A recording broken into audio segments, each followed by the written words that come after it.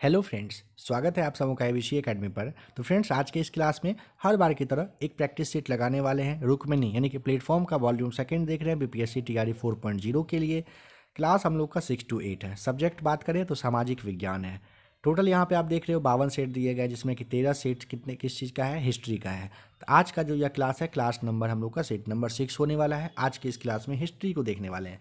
Polity का भी class आपको दिया जा चुका है, प्लेलिस्ट आकर के आप चेक कर लीजिएगा। और भी अगर आपको सीट लगाना हो, नीचे डिस्क्रिप्शन में लिंक दिया गया है, तो वहाँ से आप क्लास को देख सकते हो। क्लास के लास्ट में और भी कुछ क्लास के बारे में बात करेंगे, तो टाइम अभी फिलहाल बर्बाद नहीं करेंगे। आइए प्रैक्टिस सेट नंबर 6 के क्वेश्चन नंबर पहला, जो कि 71 नंबर होता है, आप जानते हो, उसे देखते हैं। सेट नंबर 6 है, क्वेश्चन नंबर हो जाएगा 71। गांधी जी के विदेशी वस्तुओं के बहिष्कार के आंदोलन का लक्ष्य क्या था? सही जवाब हो जाएगा ऑप्शन नंबर सी, यानी कि कुटीर उद्योगों का प्रोत्साहन करना रहा था। गांधी जी विदेशी वस्तुओं के बहिष्कार में शामिल थे, आप जानते हो। उनके थ्रू ना कहना था क्या कि कुटीर उद्योगों को आगे बढ़ाया जाए। आप यहाँ पर एक दो बात ध्यान रखें। भारत में स्वदेशी, स्वराष्ट्र, स्वभाषा और जो स्वराज जैसे शब्द है ना, इसका प्रयोग किसने किया था? तो सबसे पहले दयानंद सरस्वती के द्वारा किया गया था, ध्यान रखना होता है। दयानंद सरस्वती ने कहा था कि विदेशी राज कितना भी अच्छा क्यों ना हो, स्वदेशी राज्य का स्थान नहीं ले सकती है, ध्यान रखिएगा। और स्वदेशी आंदोलन कब चला था? तो जब बंगाल विभाजन हुआ था, उसी वक्त चला था, है ना, 1905 से 7 के बीच में। कह रहे हैं कि 1908 ईस्वी में 6 वर्ष के कारावास की सजा स्वतंत्रता संग्राम के किस उग्र विचारधारा नेता को दिया गया था? तो ऑप्शन नंबर सेकेंड हो जाएगा, है ना, बाल गंगाधर तिलक साहब को 1908 में कैद किया गया था। ध्यान रखना होता है, तिलक साहब के द्वारा 1893 में 1893 में गणेश उत्सव और 1895 में शिवाजी उत्सव शुरू किया गया था। तिलक साहब अखिल भारतीय स्तर के पहले लीडर थे, यह भी ध्यान रखेंगे। लोकमान्य का उपाधि तो इनको मिला था, आप जानते ही हैं। मोहम्मद गोरी के किस दास ने बंगाल एवं बिहार पर विजय प्राप्त किया? ऑप्शन नंबर हो जाएगा बख्तियार खिलजी, सही जवाब है। ध्यान रखना होता है आपको कि 1197 ईस्वी में जो बख्तियार खिलजी है, सबसे पहले मनेर में पहुंचा, ठीक है। मनेर पहुंचकर मगध क्षेत्र को जीतने की योजना बनाई थी। काफ़ी इम्पोर्टेंट है, ध्यान रखना होता है। और यहाँ पे पूछेगा मोहम्मद गोरी का दास कौन था जो बंगाल और बिहार पर विजय प्राप्त करता है, तो खिलजी आपको बताना होता है। निम्नलिखित में से कौन सा फोटो इलेक्ट्रिक उपकरण डिजिटल अनुप्रयोग के लिए सबसे उपयुक्त है? अरे बताइए क्या होगा? तो यहाँ पे ऑप्शन नंबर ए को आप ध्यान रखिएगा, फोटो वोल्टिक सेल होता है, सही जवाब है।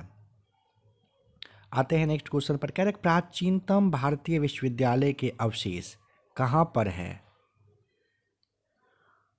तक्षशिला, ऑप्शन नंबर बी आपको यहाँ पर टिक करना होता है। भारत का प्राचीनतम विश्वविद्यालय तक्षशिला अभी कहाँ पर है? पाकिस्तान में है। यहीं पर जीवक, चाणक्य, चंद्रगुप्त मौर्य, इन सब के जैसे व्यक्ति जो है वो शिक्षा लिए थे। तक्षशिला में चाणक्य जो है वो टीचर के रूप में भी रहे थे, यह भी आपको ध्यान रखना होता है। नालंदा विश्वविद्यालय की बात करें तो गुप्त शासक जो कुमार गुप्त प्रथम थे, उन्हीं के समय में ये 436 ईस्वी में बना था, है ना। नालंदा विश्वविद्यालय को ध्वस्त किसने किया था? तो खिलजी ने किया था, ठीक है। 1199 से 1202 के बीच में अभियान चला करके इसको ख़त्म कर दिया था। ये बख्तियार खिलजी को ना बिहार बंगाल में मुस्लिम राज्य के संस्थापक के नाम से आप जानते हो। विक्रमशिला विश्वविद्यालय है, अगर उसके बारे में पूछता है कि स्थापना किसने किया था, तो पाल वंश के ही शासक थे धर्मपाल, उन्हीं के द्वारा विक्रमशिला विश्वविद्यालय की स्थापना का ही करवाया गया था। पाल शासक जो है वो बौद्ध धर्म को राजकीय संरक्षण देने वाला अंतिम वंश थे। कौन से? तो पाल शासक थे, इसके बाद कोई नहीं दिए थे। नेक्स्ट क्वेश्चन कह रहा है सर्वेंट्स ऑफ इंडिया सोसाइटी के संस्थापक कौन है? ऑप्शन नंबर पहला हो जाएगा गोपाल कृष्ण गोखले साहब रहे थे 1905 में। ध्यान रखना है, सर्वेंट्स ऑफ इंडिया सोसाइटी की स्थापना गोपाल कृष्ण गोखले के द्वारा 1905 में किया गया था। फ्रेंच ईस्ट इंडिया कंपनी का गठन हुआ था कब? ऑप्शन नंबर तीसरा हो जाएगा सही जवाब 1664 में।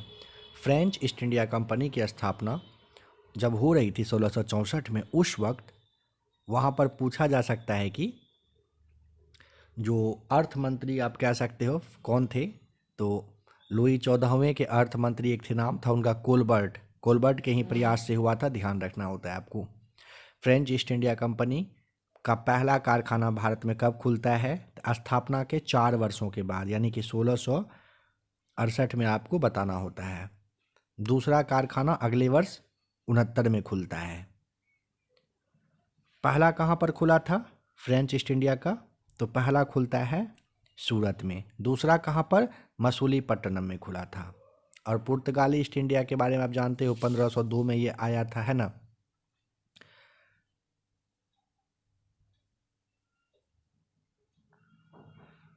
कवि कालिदास किसके राज कवि थे?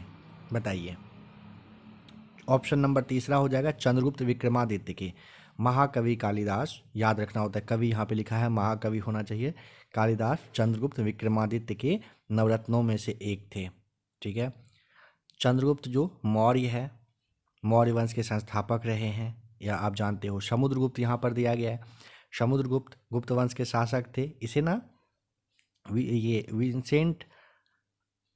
विंसेंट स्मिथ करके नाम था, उन्होंने इसे भारत का नेपोलियन कहा है, ठीक है। समुद्रगुप्त के बारे में ध्यान रखेंगे। समुद्रगुप्त का है प्रयाग प्रशस्ति, जिसे हरिसेन ने लिखा है, पूछा जाता है एग्जाम में। हर्षवर्धन का शासनकाल कब से कब तक? तो 606 से 647 तक रहा था, यह भी ध्यान रखिएगा। पुष्यभूति वंश के महानतम शासक थे हर्षवर्धन। हर्षवर्धन से संबंधित बाणभट्ट याद रख सकते हो, बाणभट्ट ने हर्षचरित लिखा था, है ना। जो किसी भी कहिए कि राजा का भारत में पहला चरित है, यह भी ध्यान आप रख सकते हैं। नेक्स्ट क्वेश्चन कह रहे हैं 79 में भारतीय विश्वविद्यालय अधिनियम 1904 किस वायसराय के प्रभुत्व में पारित किया गया था? ऑप्शन नंबर बी हो जाएगा कर्जन के समय में हुआ था, ध्यान रखना होता है। कर्जन के ही समय में ना 1905 में रेलवे बोर्ड बना था, ध्यान हो अगर आपको तो, ध्यान है ना।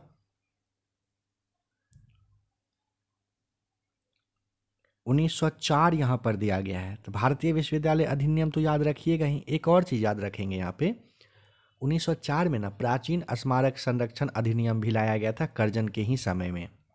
रिपन के बारे में आपको यहाँ पर दिया गया, रिपन से ध्यान होगा आपको 1881 में 1881 में नियमित जनगणना शुरू हुआ था, है ना।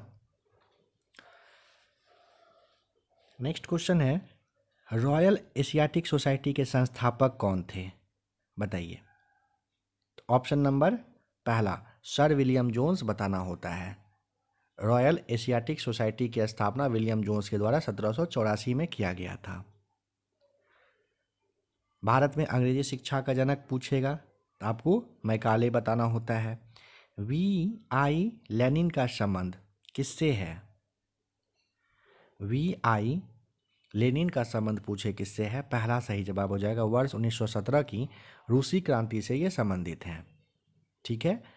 लेनिन के नेतृत्व में ही ना रूस के जार को हटाकर मजदूर और किसान की सरकार, जैसे समाजवादी सरकार कह सकते हो, बनाया गया था। विश्व का पहला समाजवादी सरकार कहाँ बना था? तो आपको यहीं पर रूस में बताना होता है। या इनसे संबंधित कुछ और ध्यान रख लीजिएगा। समाजवाद को वैज्ञानिक आधार किसने? तो कार्ल मार्क्स ने दिया था। कार्ल मार्क्स 1848 में इनके द्वारा एक चीज़ हुआ था, पता है क्या? कम्युनिस्ट मैनिफेस्टो की घोषणा कार्ल मार्क्स के द्वारा किया गया था, काफ़ी इम्पोर्टेंट है। और दास कैपिटल पुस्तक, ध्यान है, याद रखिएगा, समझ गए होंगे आप, है ना। अगर फ्रांस की बात करें तो फ्रांस की क्रांति कब हुई थी? हम लोग बात कर चुके हैं, रिवाइज कर लीजिए। 1789 में फ्रांस की क्रांति हुई थी, ठीक है। उस समय राजा कौन थे? फ्रांस के राजा लुई 16वां रहा था। ये स्वतंत्रता, समानता और भाईचारा का जो नारा है, यहीं फ्रांस से उठ के आया है। टीआरई में पूछा गया सवाल है। रूस के राष्ट्रपिता किसे कहते हैं? लेनिन को कहते हैं। लेनिन की मृत्यु कब हुई थी? 1924 में हुई थी। माओ जी डांग किस देश की साम्यवादी आंदोलन के नेता थे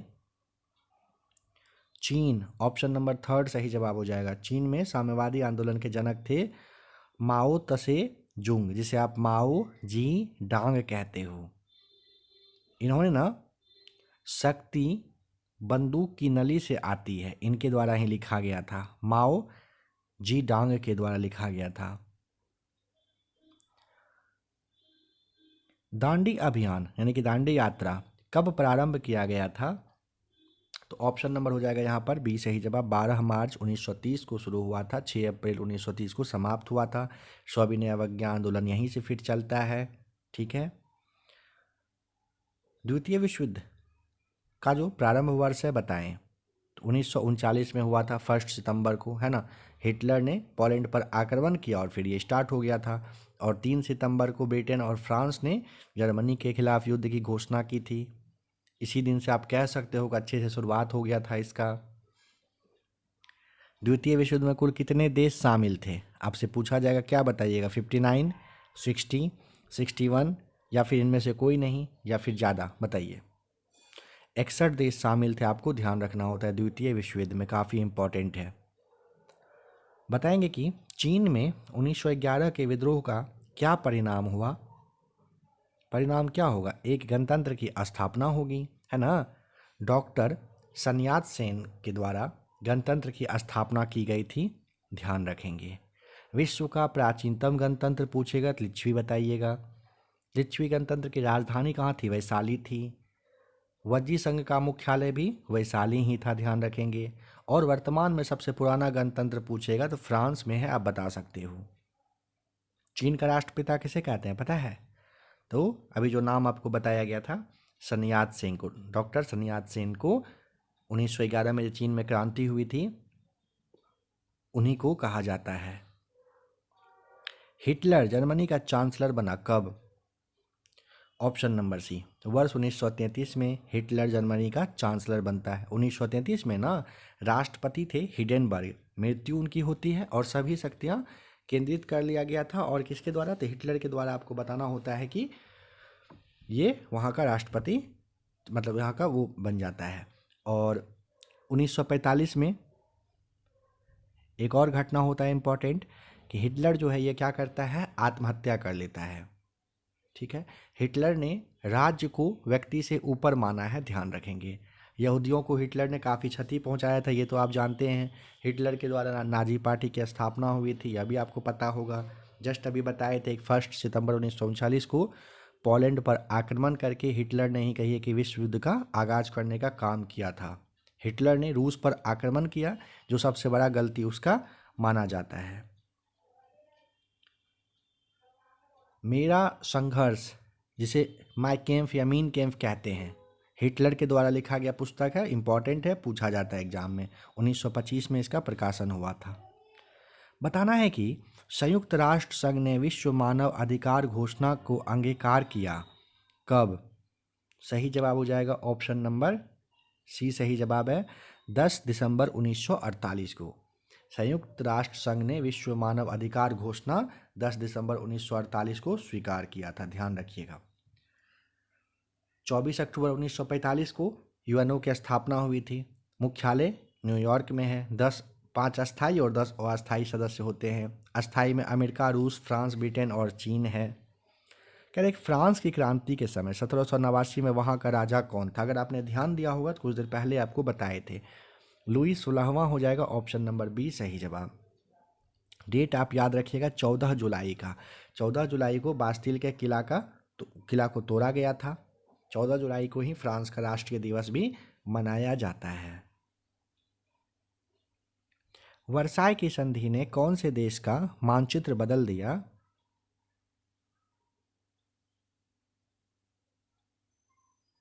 बताइए।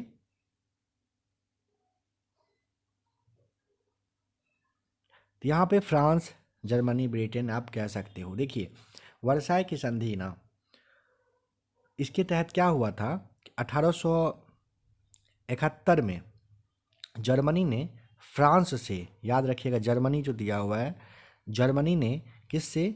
फ्रांस से एल्सेस लॉरेन प्रदेश छीन लिया था, जिसे वर्साय की संधि के द्वारा फ्रांस को वापस मिल गया था। 1871 में जर्मनी ने फ्रांस से एल्सेस लॉरेंस प्रदेश छीना था, लेकिन वर्साय की संधि होती है ना, तो क्या होता है, फिर से वापस मिल जाता है, ये ध्यान रखिएगा। पहले विश्व युद्ध के समापन पर पेरिस में शांति सम्मेलन हुआ था। जर्मनी के साथ वर्साय की संधि की गई थी। कब? डेट आप सबसे पहले समझ लीजिए, 28 जून 1919 को हुआ था। वर्साय की संधि के द्वारा जर्मनी को काफ़ी भारी क्षति उठाना पड़ा था। और दूसरा विश्व युद्ध एक महत्वपूर्ण कारण रहा, वर्साय की संधि है ना, वर्साय की संधि की वजह से हुआ था। हिटलर की मृत्यु होती है कब? 1945 में, जस्ट हम लोग बात कर चुके हैं। जन्म हुआ था कब? 20 अप्रैल को। एग्जाम में पूछा जाएगा, ध्यान रखिएगा। 20 अप्रैल 1889 को हुआ था। कहाँ पर हुआ था? जगह पूछेगा तो आपको वॉन बताना होता है। हिटलर नाजी पार्टी के संस्थापक थे। नाजीवाद का संबंध किससे रहा? तब हिटलर से रहा है। राष्ट्रसंघ सचिवालय का मुख्यालय कहाँ था? जेनेवा, ऑप्शन नंबर तीसरा। ध्यान दें, 1920 में ना, 1920 में पहले विश्व युद्ध के बाद 1920 में राष्ट्रसंघ की स्थापना हुई थी। अमेरिका काफ़ी आगे रहा था स्थापना करने में, लेकिन खुद उसमें नहीं जुटा था, सदस्य नहीं बना था, यह भी ध्यान रखेंगे। 1930 तक आते आते ना राष्ट्रसंघ का अनदेखी होने लगा था। फिर संयुक्त राष्ट्र संघ बनता है 1945 में, और मुख्यालय न्यूयॉर्क में है। सिकंदर महान कितना ईस्वी में पैदा हुए थे? ऑप्शन नंबर पहला, 356 ईसा पूर्व में। नाम बताना, मतलब ये ईस्वी बताना होता है। सिकंदर का जन्म 356 ईसा पूर्व में जन्म हुआ था। कहाँ पर? तो इनके पिता कौन थे, यह सब पूछा जाता है। सिकंदर का पिता पूछेगा तो फिलिप सेकेंड आप बताओगे। सिकंदर जो है यूनान का एक छोटा सा राज्य था, मकदुनिया करके, वहीं के शासक थे। इसे अब हम लोग मैसेडोनिया के नाम से जानते हैं। 326 ईसा पूर्व इम्पॉर्टेंट ईस्वी है, ध्यान रखेंगे। इस डेट को भारत पर आक्रमण किया था 326 ईसा पूर्व में। कौन? सिकंदर किया था। निम्नलिखित विद्वानों में से हड़प्पा सभ्यता का सबसे पहले खोजकर्ता कौन था?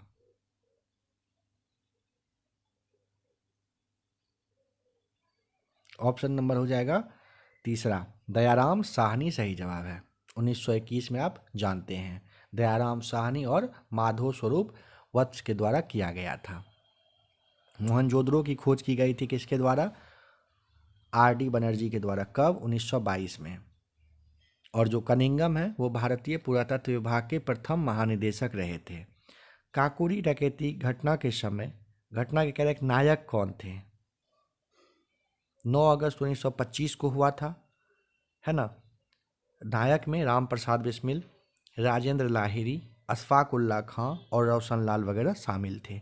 ये हो जाएगा सही जवाब। कह रहे कि संत कबीर के गुरु कौन थे? संत कबीर के गुरु थे ऑप्शन नंबर बी, रामानंद सही जवाब हो जाएगा। रामानंद को उत्तर भारत में भक्ति आंदोलन का जनक माना गया है। ठीक है, रामानंद ने राम नाम को काफ़ी फेमस किया था।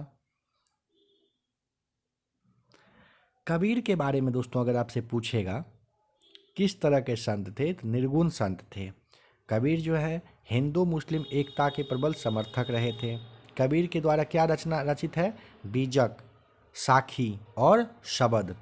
कबीर जो है किसके समकालीन थे? आपसे यह पूछा जा सकता है। कबीर सिकंदर लोदी के समकालीन थे, ये ध्यान रखेंगे। कबीर के शिक्षा को हम लोग नॉर्मली किसमें? बीजक में देखते हैं। जो भी एक्स्ट्रा फैक्ट बताया जा रहा है ना दोस्तों, वहीं से सवाल आएगा, इस बात का ध्यान रखिएगा। हर एक पॉइंट को ध्यान से सुनते चलिएगा। लगे दोबारा क्लास को देखना चाहिए, दोबारा भी देख सकते हैं। निम्नलिखित में से किसने लखनऊ में सन 1857 के विद्रोह का नेतृत्व किया था? हजरत महल हो जाएगा। लास्ट वाले सेट में हम लोग अच्छे से बात कर चुके हैं कहाँ से कौन किया था। अच्छा, यहाँ पर लखनऊ में सन 1857 के विद्रोह का नेतृत्व किसने किया? हजरत महल ने किया था। अगर आपसे पूछेगा हजरत महल को और किस नाम से जानते हैं, बता पाएंगे क्या? महक परी के नाम से जानते हैं इनको। लास्ट में नेपाल चली गई थी, भाग गई थी। अवध के बारे में पूछेगा, अवध का नवाब विलय के समय, अवध का नवाब कौन था जब विलय हो रहा था अवध का? 1856 में। तो वाजिद अली शाह बताना होता है आपको। तात्या टोपे याद करिए कौन थे? तात्या टोपे तो लक्ष्मीबाई के गुरु थे। ठीक है। अगर पूछे भारत में छापामार युद्ध जिसे आप गुरिल्ला युद्ध कहते हैं, उसको सबसे बड़े प्रतिपादक कौन थे? शिवाजी बता दीजिएगा, है ना। कानपुर से नाना साहब और तात्या टोपे 1857 की क्रांति का नेतृत्व किए थे। जगदीशपुर बिहार से तो आप जानते हैं अच्छे से। अकबर ने पंचमहल का निर्माण जो खंभों के लिए विख्यात है कहाँ पर किया था? पंचमहल।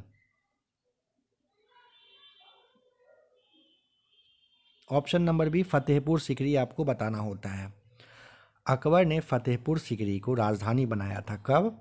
1571 में। इंपॉर्टेंट है, ध्यान रखिएगा।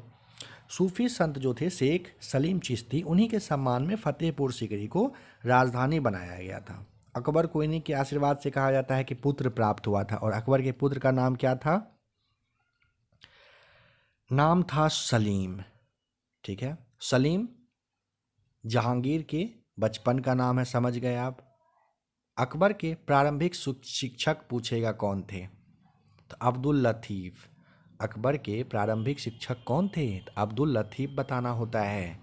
अकबर के बारे में आपको ध्यान रखिए एक दो बात और, इन्होंने ना 1585 के बाद लाहौर को राजधानी बनाया था। ठीक है, और 1638 के बाद दिल्ली को राजधानी बना लिया था। दोनों पॉइंट इंपॉर्टेंट है, याद रखिएगा। कह रहे कि ईसा पूर्व द्वितीय शताब्दी अंत, कह रहे ईसा पूर्व द्वितीय शताब्दी के अंत के आसपास में कागज बनाने की कला को किसने खोजा था? ऑप्शन नंबर पहला हो जाएगा चीनियों के द्वारा खोजा गया था। ईसा पूर्व द्वितीय शताब्दी के आसपास कागज बनाने की कला किसने? बताना होता है चीनियों ने। इससे पहले मिस्र में पेपरस नाम का एक पौधा था, उससे भी कागज बनाया जाता था। भारत में कागज के रूप में आप भोजपत्र को जानते हो। अच्छा, ध्यान रखिए, अखबारी कागज का सबसे बड़ा उत्पादक पूछे, कनाडा बता दीजिएगा।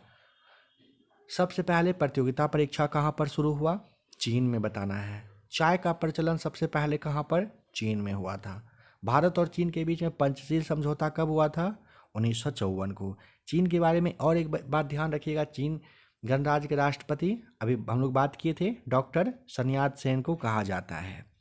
1853 में लॉर्ड डलहौजी ने जो पहली टेलीग्राफ लाइन शुरू की वह किस किस के बीच में था?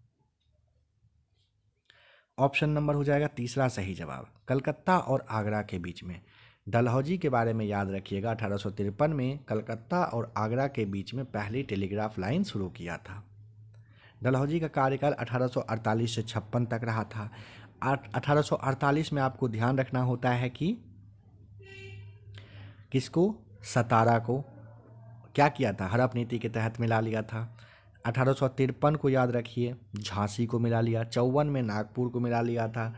56 में अवध को कुशासन के आधार पर मिला लिया था। वैसे 1801 में ही आधा अवध को तो ले चुका था, लेकिन जो बचा कुचा था उसे 1856 में ख़त्म कर दिया था।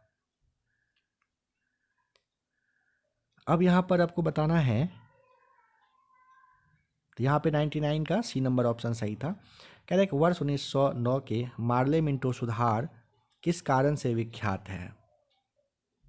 तो ऑप्शन नंबर पहला पृथक निर्वाचन मंडल के लिए फेमस है। 1909 में मार्ले मिंटो सुधार पृथक निर्वाचन मंडल के कारण विख्यात है। ध्यान रखिएगा, मुसलमानों के लिए अलग से निर्वाचन मंडल की व्यवस्था की गई थी।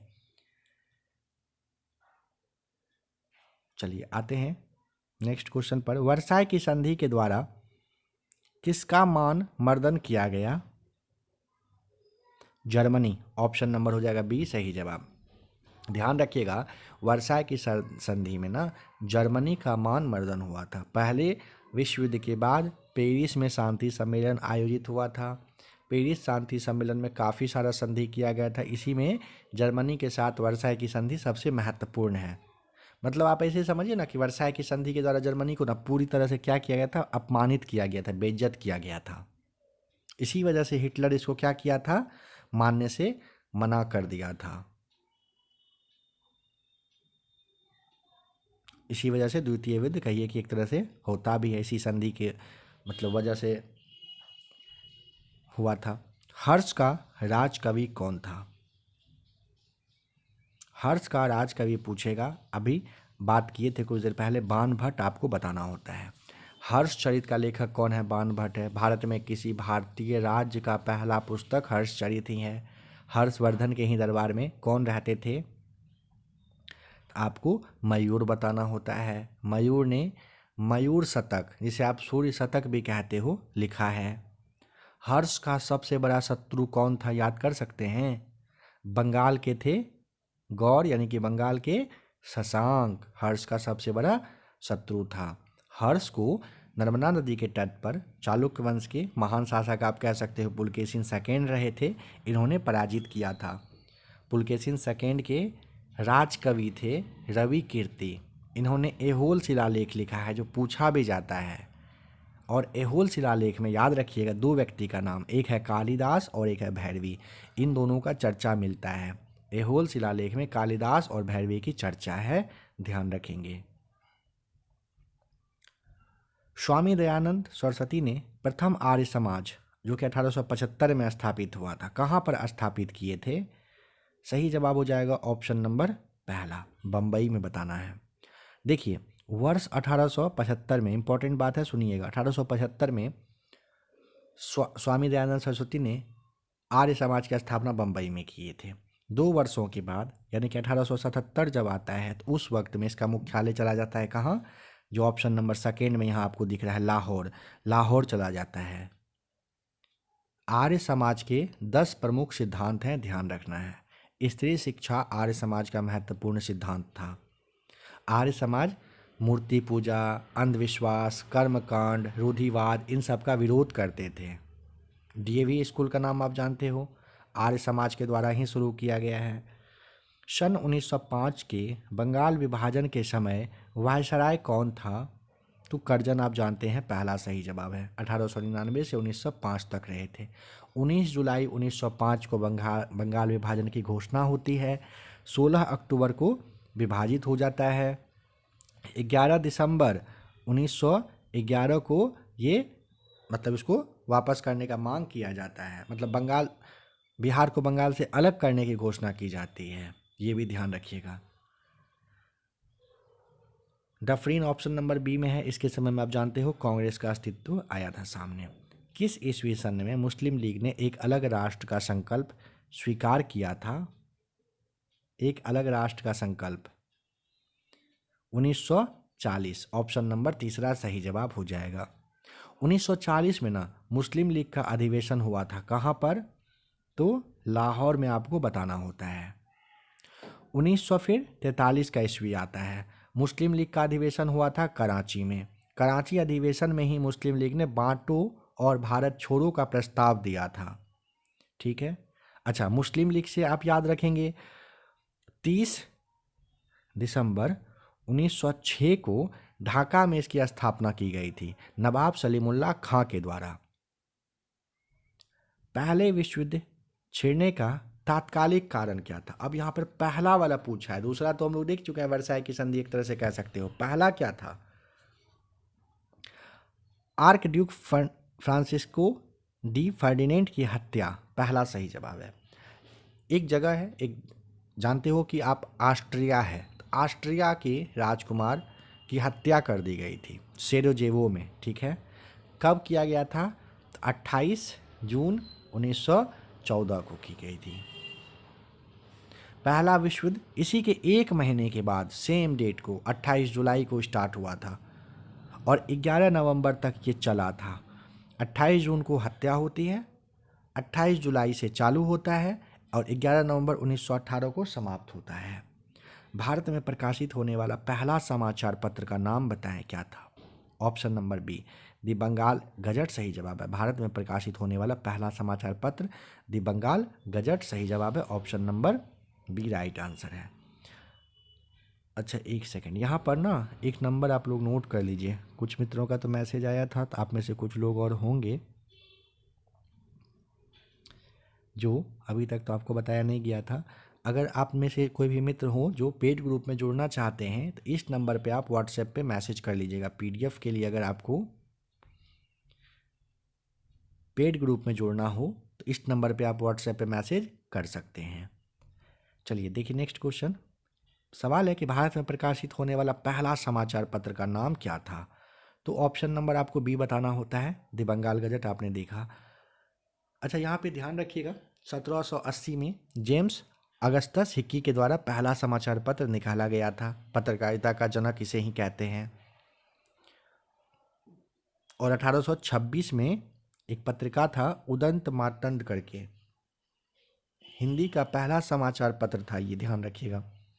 मैटकॉफ को भारत में समाचार पत्र के मुक्तिदाता के नाम से हम लोग जानते हैं। बुद्ध ने अपना पहला धर्म संदेश कहाँ पर दिया था। तो दोस्तों जो भी लोग आप में से जो भी लोग क्लास देख रहे हैं ना, आपसे आशा करेंगे कि इस सवाल का जवाब आप कमेंट करके बताएं। अगर आपको जवाब पता हो तो कमेंट करके बताइएगा। पहला वाला विश्व युद्ध किस वर्ष में आरंभ हुआ था। 1914 में आप जानते हैं, सब कुछ अभी बात कर चुके हैं। 28 जून को हत्या होती है, 28 जुलाई को चालू होता है युद्ध। मीन कैम्प के लेखक कौन है, तो हम लोग बात कर चुके हैं इसके भी बारे में, है ना। मीन कैम्प के लेखक हो जाएगा पहला हिटलर। हिटलर 1933 में जर्मनी का चांसलर बना था। राष्ट्रपति हिडनबर्ग की मृत्यु के बाद हिटलर से राष्ट्रपति पद भी, मतलब इसने राष्ट्रपति पद भी ले लिया था। और द्वितीय विश्व युद्ध के तात्कालिक कारण जो 1 सितंबर 1939 को हिटलर का पोलैंड पर आक्रमण करने की वजह से ही हुआ था, यह भी ध्यान रखेंगे। मीन कैम्प का मतलब आपका हो गया मेरा संघर्ष। मेरा संघर्ष पुस्तक हिटलर का ही था, ध्यान रखेंगे। तो यहाँ पे सेट नंबर 6 होता है समाप्त। अब हम लोग देखेंगे सेट नंबर 7। आप में से जो भी लोग नए जुड़े हो, और भी क्लास इसका है, साथ ही साथ और भी बुक का क्लास है, देखना हो प्ले लिस्ट आकर चेक कर लीजिएगा। कुछ क्लास का लिंक नीचे दिया गया है। आप अगर अच्छे से तैयारी करना चाहते हो, हिस्ट्री और पॉलिटी पे पकड़ बनाना चाहते हो, तो प्लेटफॉर्म का ही ये वाला NCERT वाला जो बुक है उसे आप ज़रूर देख लीजिएगा। कुछ कहना होगा कमेंट करिएगा। जैसा कि आपको पता ही है कि लाइक वगैरह करने के लिए आपको शुरुआत में, या फिर कहते भी नहीं है, परेशान नहीं करते हैं, तो वो काम आप खुद से कर दीजिएगा। जितने भी मित्र क्लास को देख रहे हैं ना, लाइक शेयर सब्सक्राइब जरूर करेंगे आप। थंबनेल शो कर रहा है, जिस भी क्लास को नहीं देखे हैं टच करके अभी ही देख लीजिए।